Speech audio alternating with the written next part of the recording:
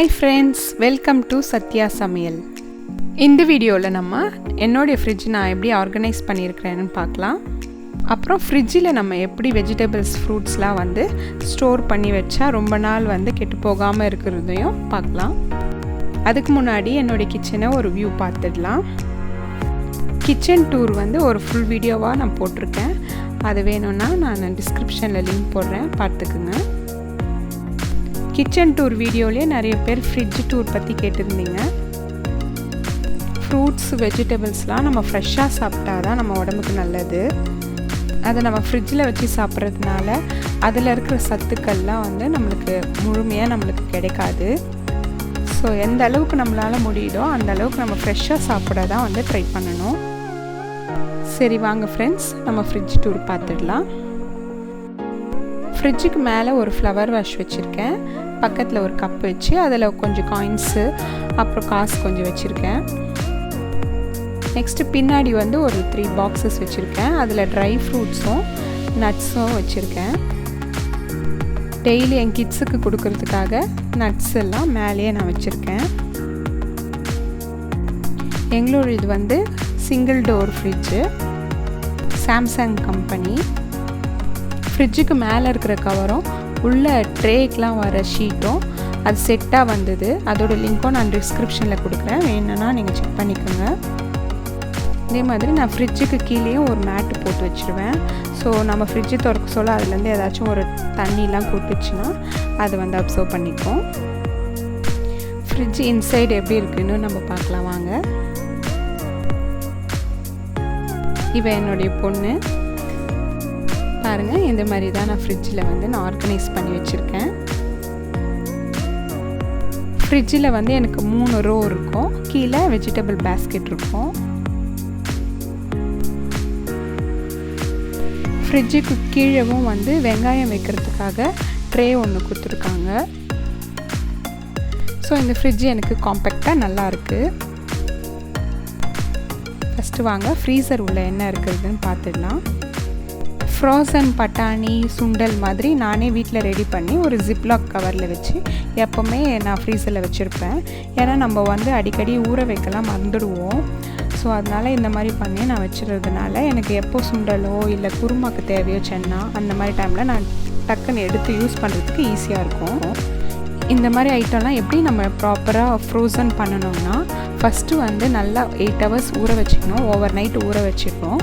அதுக்கப்புறமா நல்லா கொதிக்கிற தண்ணியில் சலசலன்னு கொதிக்கிற தண்ணியை ஆஃப் பண்ணிவிட்டு நெக்ஸ்ட் இந்த நம்ம ஊற வச்ச அந்த பட்டாணியோ இல்லை சுண்டலையோ அதில் போட்டு ஒரு 1 minute வச்சு உடனே நம்ம ஃபில்டர் பண்ணிடணும். அந்த தண்ணியெல்லாம் வந்து ஃபில்டர் பண்ணிவிட்டு ட்ரெயின் பண்ணிவிட்டு நெக்ஸ்ட்டு வந்து நம்ம ஏதோ இந்த மாதிரி ஜிப்லாக் கவரில் வந்து அதை போட்டு ஃப்ரீசரில் வச்சுட்டா அது வந்து ஃப்ரோசன் பட்டாணி ஃப்ரோசன் பீஸ்லாம் நம்மளுக்கு சூப்பர் மார்க்கெட்டில் கிடைக்கும் இல்லையா, அந்த மாதிரி வந்து ரெடி ஆகிடும்.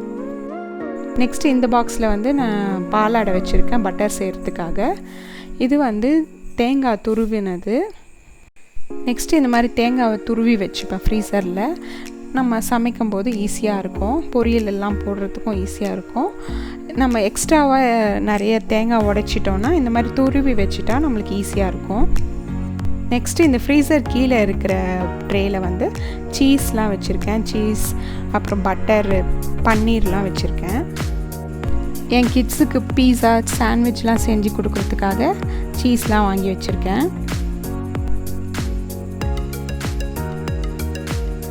இதுவும் சீஸ் தான், க்யூப்பில் வர சீஸு கிரேட் பண்ணி யூஸ் பண்ணிக்கணும். நெக்ஸ்ட்டு கீழே 2 பாக்ஸில் இட்லி மாவு வச்சுருக்கேன். 4 days ஒன்ஸ் நான் இட்லிக்கு மாவு ரெடி பண்ணி இந்த மாதிரி 2 பாக்ஸில் போட்டு வச்சுப்பேன். நெக்ஸ்ட்டு லெஃப்ட் ஓவர் ஏதாச்சும் இருந்ததுன்னா இந்த மாதிரி பாக்ஸில் போட்டு அது பக்கத்தில் வச்சதுக்காக ஸ்பேஸ் விட்டு வச்சுருக்கேன். இந்த ஷீட்டு தாங்க மேலே ஃப்ரிட்ஜு கவர் கூட வந்த ஷீட்டு. 3 ஷீட்டு இருக்குது. ப்ளஸ் அந்த கவரோடு சேர்ந்து 180 சம்திங் நான் வாங்கினேன். இதோடைய லிங்க்கும் நான் டிஸ்கிரிப்ஷனில் கொடுக்குறேன், பார்த்துக்கோங்க. இது வந்து கிளாஸ் மெட்டீரியல் இந்த ஃப்ரிட்ஜில் கொடுத்துருக்குறது. ஸோ அது ஸ்க்ராட்ச் ஆகும். அதனால் வந்து நான் அந்த மாதிரி ஷீட் போட்டு வச்சுருக்கேன். நல்லாயிருக்கு அந்த ஷீட்டோட குவாலிட்டியும். ஏதாச்சும் நம்ம அழுக்கு படிஞ்சதுன்னா கூட நம்ம ஷீட்டு மட்டும் வாஷ் பண்ணிவிட்டு போட்டாவே நீட்டாகிடுது ஃப்ரிட்ஜு. நெக்ஸ்ட் வந்து இந்த சின்னதாக ஒரு ஸ்பேஸ் வச்சுருக்கேன் அந்த ரோக்கு. அதில் வந்து இந்த மாதிரி ஃப்ளாட்டாக இருக்கிற பாக்ஸ்லாம் 3 பாக்ஸ் வச்சுருக்கேன். இந்த பாக்ஸில் நான் லெமன்லாம் வச்சுருக்கேன். லெமன் பாருங்கள் 1 வீக் ஆகுது, எவ்வளோ ஃப்ரெஷ்ஷாக இருக்குது. நம்ம இது மாதிரி டிஷ்யூ பேப்பரை வந்து அதை சுற்றி ரேப் பண்ணி வைக்கிறதுனால அந்த எக்ஸஸாக இருக்கிற வாட்டர்லாம் வந்து அதை அப்சர்வ் பண்ணிக்கும். ஸோ அதனால் வந்து பழங்களோ இல்லை வெஜிடபிள்ஸோ வந்து சீக்கிரம் கெட்டு போகாது, ஃப்ரெஷ்ஷாக இருக்கும் நம்மளுக்கு. இந்த பாக்ஸில் பச்சை மிளகாவும் இஞ்சியும் வச்சுருக்கேன். அதே மாதிரி நான் ஃபுல்லாக டிஷ்யூ பேப்பர் வச்சு தான் ரேப் பண்ணி வச்சுருக்கேன். பச்சை மிளகாய் இதை மாதிரி காம்பை கிள்ளிட்டு நம்ம ஸ்டோர் பண்ணி வச்சுக்கலாம். 10 days ஆனால் கூட ஃப்ரெஷ்ஷாக இருக்கும் அப்படியே. நெக்ஸ்ட் இந்த பாக்ஸில் நான் கருவேப்பிலை கொத்தமல்லி வச்சுருக்கேன். இந்த டிஷ்யூ பேப்பருக்கு பதிலாக வந்து நம்ம ஒரு காட்டன் ஒயிட் கிளாத்தை கூட நம்ம இந்த மாதிரி ரேப் பண்ணி வச்சா அதே மாதிரி ஃப்ரெஷ்ஷாக இருக்கும். பாருங்கள் எவ்வளோ ஃப்ரெஷ்ஷாக இருக்குது. இது வாங்கி ஒரு 3 days இருக்கும். இன்னமும் நல்லா ஃப்ரெஷ்ஷாக இருக்குது. இன்னும் கூட ஒரு 4 days 5 days கூட நல்லாயிருக்கும் ஃப்ரெஷ்ஷாகவே. ஸோ இந்த மாதிரி டிஷ்யூ பேப்பரோ இல்லை காட்டன் கிளாத்தோ இது மாதிரி ரேப் பண்ணி ட்ரை பண்ணி பாருங்கள் ஃப்ரெண்ட்ஸ், நல்லாயிருக்கு. நெக்ஸ்ட்டு அதுக்கு கீழே 2 ட்ரே மாதிரி வச்சுருக்கேன். அதில் ஒரு ட்ரேயில் தக்காளியும் இன்னொரு ட்ரேயில் ஃப்ரூட்ஸும் வாங்கி வச்சுருப்பேன். ட்ராகன் ஃப்ரூட்னால் எங்கள் ஃபேமிலியில் எல்லாருக்குமே ரொம்ப பிடிக்கும். ட்ராகன் ஃப்ரூட் மில்க் ஷேக் கூட நம்ம சேனலில் ரெசிபி போட்டிருக்கேன், ரொம்ப எம்மியாக இருக்கும்.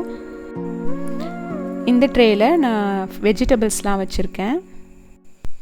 ரொம்ப வெஜிடபிள்ஸ்லாம் வாங்கி நான் ஸ்டஃப் பண்ணி வைக்க மாட்டேன், கொஞ்சம் கொஞ்சமாக தான் நான் வாங்கிப்பேன்.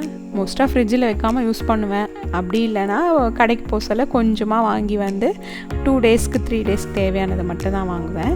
இந்த மாதிரி முருங்கைக்காவை வந்து இந்த மாதிரி ரேப் பண்ணி வச்சாலும் கெட்டு போகாமல் இருக்குது. நெக்ஸ்ட்டு இந்த வெஜிடபிள்ஸ்லாம் வந்து திக்கான பாலித்தீன் கவரில் தான் வச்சுருக்கேன். எல்லாம் 1 day 2 daysக்கெலாம் நான் இந்த வெஜிடபிள்ஸ்லாம் காலி பண்ணிடுவேன். நான் ஃபஸ்ட்டில் சொன்ன மாதிரி தான் வெஜிடபிள்ஸோ ஃப்ரூட்ஸோ நம்ம ஃப்ரிட்ஜில் வச்சு சாப்பிட்டா அதில் கிடைக்கிற ஃபுல் நியூட்ரியன்ஸும் நம்மளுக்கு வந்து கிடைக்காது. நெக்ஸ்ட்டு இந்த டோர் சைடு வந்து எப்படி ஆர்கனைஸ் பண்ணி வச்சுருக்கேன்னு பார்க்கலாம். இந்த ஃப்ரிட்ஜிலேயே மேலே வந்து ஒரு டிப்பில் கொடுத்துருக்காங்க, இந்த மாதிரி சின்ன ஹோல் மாதிரி. அதில் வந்து நான் இந்த ரப்பர் பேண்ட்லாம் வச்சுருப்பேன், நம்மளுக்கு எப்போயாச்சும் தேடுறப்போ கிடைக்காது. ஸோ அந்த பிளேஸில் வச்சுட்டா நம்மளுக்கு எடுக்க ஈஸியாக இருக்கும். ஃபஸ்ட்டு ரோவில் எசன்ஸ்லாம் வச்சுருக்கேன். Rose essence, vanilla essence, pineapple எசன்ஸ்லாம் வச்சுருக்கேன். இது அதுக்கு அடுத்துக்கு வந்து 3 பாட்டில் இருக்குது. அந்த 2 பாட்டிலில் இருக்கிற ஊறுகாவை வீட்லேயே தான் நான் பண்ணேன். நெக்ஸ்ட் இந்த 2 பாட்டிலில் இருக்கிற ஊறுகாவை வந்து நான் வீட்லேயே தான் பண்ணது. முழு நெல்லிக்காயில் செஞ்ச ஊறுகாவும், நெக்ஸ்ட்டு மாங்காய் தொக்கு மாதிரி செஞ்சு வச்சுருக்கேன் இன்னொரு பாட்டிலில். நெக்ஸ்ட்டு அது ஆச்சியில் வர ஜிஞ்சர் ஊறுகாய், அப்புறம் கிசான் ஜாம் வச்சுருக்கேன். நெக்ஸ்ட்டு கிட்ஸுக்கு ரொம்ப சாக்லேட்லாம் ரொம்ப வாங்கி தர மாட்டேன், இந்த மாதிரி பர்ஃபி அந்த மாதிரிலாம் தான் வாங்கி தருவேன். இது வந்து பெரிய பாட்டிலில் இருக்கிறது நன்னாரி சிரப்பு. அது இந்த சம்மர் டைமில் போட்டு குடிப்போம், ரொம்ப நல்லாயிருக்கும், உடம்புக்கும் ரொம்ப குளிர்ச்சி தரும், நல்லது. நெக்ஸ்ட்டு இந்த சாக்லேட் சிரப், அப்புறம் இந்த சாஸ்லாம் வச்சுருக்கேன். நெக்ஸ்ட்டு இந்த ஆச்சி பாதாம் மிக்ஸு அது வச்சுருக்கேன். கீழே இருக்கிற ரோலை பார்த்திங்கன்னா ட்ரை ஐட்டம்ஸ்லாம் வச்சுருக்கேன், பவுடர் ஐட்டம்ஸ்லாம், கொக்கோ பவுடர், அப்புறம் ப்ரெட் க்ரம்ஸு, அப்புறம் இந்த கஸ்தூரி மேத்தி, சாக்கோ சிப்ஸு அதெல்லாம் வச்சுருக்கேன், கஸ்டர்ட் பவுடர். எப்போவாச்சும் நான் வந்து ஹோம்மேட் கேக்லாம் செய்வேன், அதுக்காக வாங்கி வச்சுருக்கேன். ஸோ அது ரொம்ப ரேராக யூஸ் பண்ணுறதுனால ஃப்ரிட்ஜில் வச்சுருக்கேன், கெட்டு போகாமல் இருக்கிறதுக்காக. கடலை மாவு ஒரு பேக்கெட் வச்சுருக்கேன், அதுவும் வந்து வெளியே வச்சா வண்டு வந்துடுது, அதுக்காக வந்து ஃப்ரிட்ஜ்லேயே வச்சுருக்கேன். நெக்ஸ்ட் இது வந்து சாட் மசாலா. இந்த மாதிரி பாக்கெட்டில் வர்றதெல்லாம் நம்ம பாதி யூஸ் பண்ணிவிட்டு பாதி அப்படியே வச்சா கீழே சிந்தும். ஸோ அதனால் வந்து இந்த மாதிரி கிளிப்லாம் நம்ம யூஸ் பண்ணால் கீழவும் சிந்தாது. நெக்ஸ்ட்டு வந்து ஏர்டைட்டாக இருக்கும், நல்லா கெட்டு போகாமல் நல்லா இருக்குது. இந்த கிளிப்ஸ் நல்லா யூஸ் ஆகுது பாருங்கள். இந்த மாதிரி எடுத்துட்டு அதுக்கப்புறம் நம்ம அது மாதிரி லாக் பண்ணி வச்சுட்டா நல்லா ஏர்டைட்டாக ஆகிடுது. ஓகே ஃப்ரெண்ட்ஸ், என்னுடைய ஃப்ரிட்ஜு நான் எப்படி ஆர்கனைஸ் பண்ணி வச்சுருக்கேன்னு பார்த்தீங்க. இதில் உங்களுக்கு ஏதாச்சும் யூஸ்ஃபுல்லாக இருந்திருக்கும்னு நினைக்கிறேன். இதில் வேறு எதனா சேஞ்ச் பண்ணணுன்னாலும் சொல்லுங்கள், நான் அது மாதிரி மாற்றிக்கிறேன். கமெண்ட்டில் சொல்லுங்கள் ஃப்ரெண்ட்ஸ் எப்படி இருந்ததுன்னு.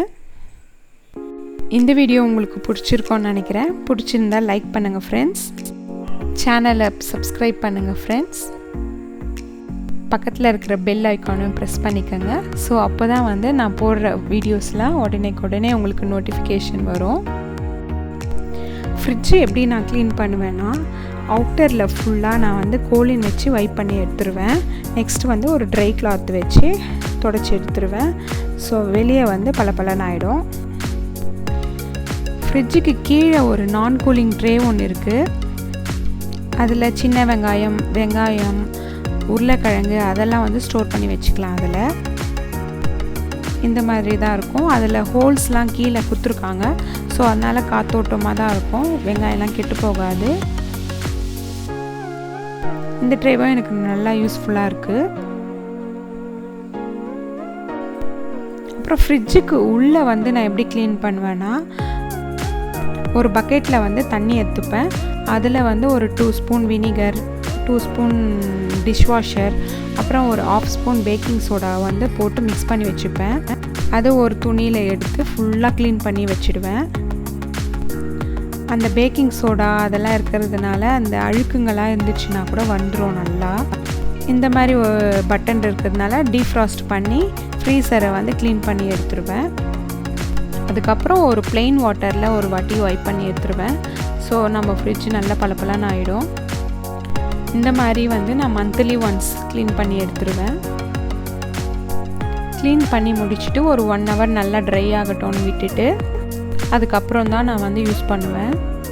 ஸோ அப்படி பண்ணுறதுனால பேட் ஸ்மெல்லாம் எதுவுமே நம்ம ஃப்ரிட்ஜில் வராது, நல்லா ஃப்ரெஷ்ஷாக இருக்கும் எப்போவுமே. இவ்வளோ நேரம் என்னுடைய ஃப்ரிட்ஜ் டூர் பார்த்துருந்தீங்க, எப்படி ஆர்கனைசேஷன் பண்ணியிருக்கேன்னு பார்த்தீங்க. ஹோப் எல்லாருக்கும் ரொம்ப பிடிச்சிருக்கோன்னு நினைக்கிறேன். இன்னொரு இன்ட்ரெஸ்டிங்கான வீடியோவில் மீட் பண்ணுவோம். Bye friends, take care.